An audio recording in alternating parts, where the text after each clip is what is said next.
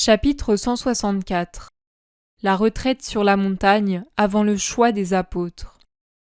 Le 15 mai 1945.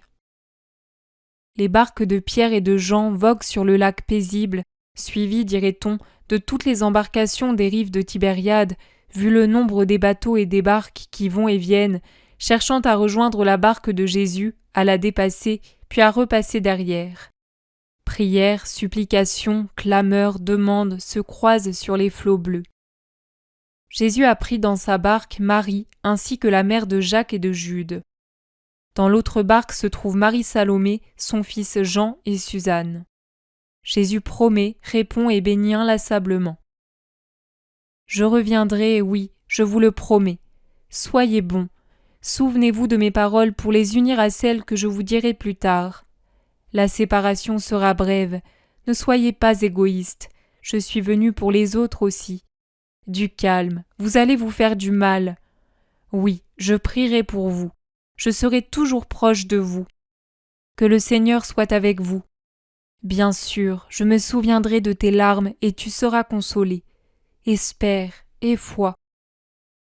Et c'est ainsi, accompagné de bénédictions et de promesses, que la barque aborde à l'autre rive. Ce n'est pas Tibériade, mais un petit hameau, à peine un groupe de maisons pauvres, presque abandonnées.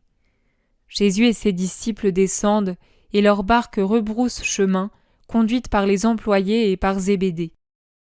Les autres embarcations font de même, mais certains passagers qui s'y trouvent descendent à leur tour et veulent à tout prix suivre Jésus. Je vois parmi eux Isaac et ses deux protégés, Joseph et Timon. Je n'en reconnais pas d'autres parmi la foule nombreuse de tout âge, des adolescents aux vieillards. Jésus quitte le village dont les rares habitants en haillons restent indifférents. Jésus leur fait distribuer des aumônes et rejoint la grande route.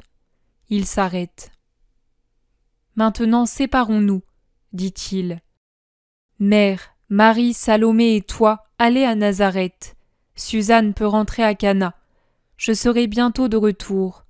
Vous savez ce qu'il faut faire. Que Dieu soit avec vous. » Mais il salue sa mère plus particulièrement avec un grand sourire, et lorsque Marie, donnant l'exemple aux autres, s'agenouille pour être bénie, Jésus sourit avec une extrême douceur.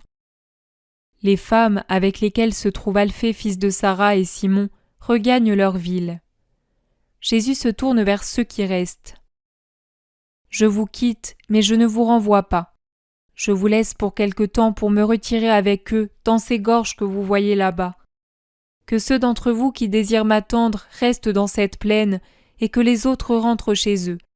Je me retire pour prier parce que je suis à la veille de grandes choses. Que ceux qui aiment la cause du Père prient en s'unissant en esprit à moi. Que la paix soit avec vous, mes enfants. Isaac, tu sais ce que tu dois faire. Je te bénis, mon petit berger. » Jésus sourit au pauvre Isaac, désormais pasteur d'hommes qui se regroupent autour de lui. Jésus marche en tournant maintenant le dos au lac. Il se dirige avec assurance vers une gorge située entre les collines qui vont du lac vers l'ouest en ligne presque parallèle. Entre deux collines rocheuses, rocailleuses, qui tombent à pic comme un fjord, un petit torrent plein d'écume descend en grondant. Au-dessus s'élève un mont sauvage où des plantes ont poussé comme elles ont pu entre les pierres. Un sentier de mules monte à l'assaut de la colline la plus rocailleuse. C'est justement celui que Jésus prend. Les disciples le suivent avec peine, en file indienne, dans le silence le plus absolu. Quand Jésus s'arrête pour leur permettre de souffler, à un endroit un peu plus large du sentier, qui ressemble à une écorchure sur ce mont inaccessible, alors seulement ils se regardent sans mot dire. Ils s'interrogent du regard. Mais où nous conduit-il ? Mais ils ne disent rien.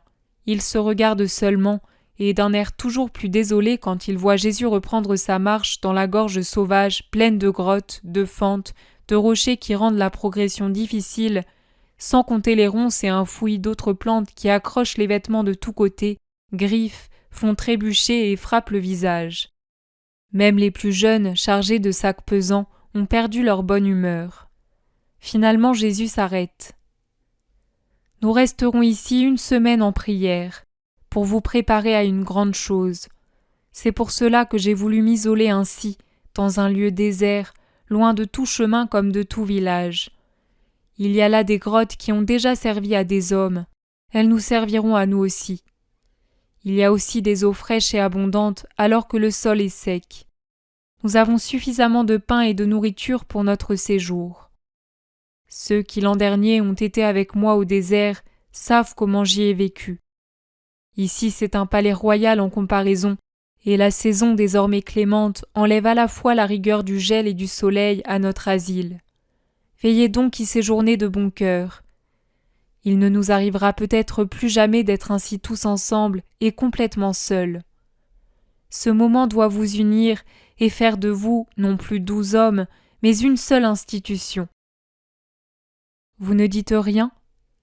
Vous n'avez pas de questions? Déposez sur ce rocher les fardeaux que vous portez et jetez au fond de la vallée l'autre poids que vous avez sur le cœur, votre humanité. Je vous ai amené ici pour parler à votre âme, pour vous nourrir spirituellement, pour vous rendre esprit. Je ne dirai pas grand-chose. J'ai tellement parlé depuis 1 an environ que je suis avec vous. C'est suffisant. Si c'était par la parole que je devais vous changer, je devrais vous garder encore une bonne centaine d'années, et encore vous seriez toujours imparfait. Il est temps désormais que je me serve de vous.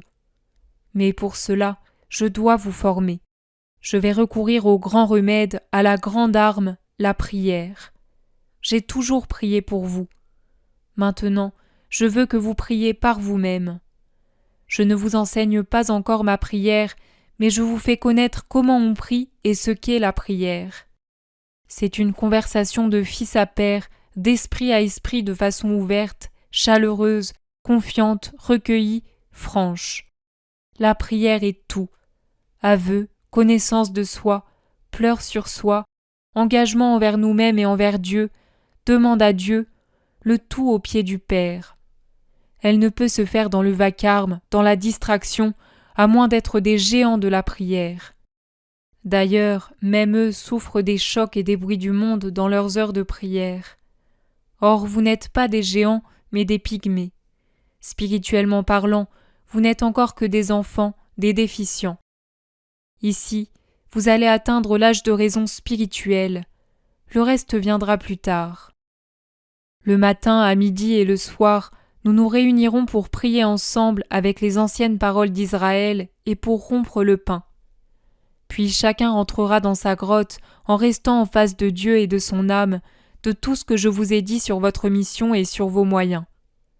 Mesurez-vous, écoutez-vous, décidez. C'est la dernière fois que je vous le dis.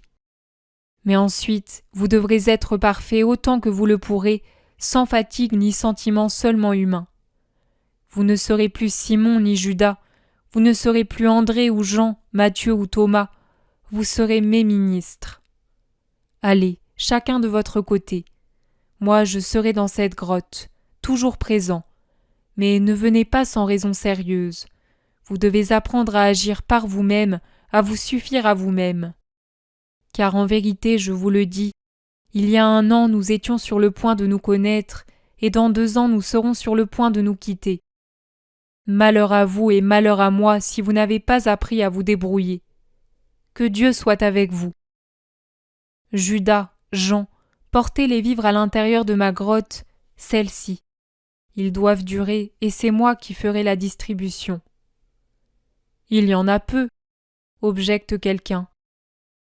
Le nécessaire pour survivre. Un estomac trop rassasié appesantit l'esprit. Je veux vous élever et non vous alourdir.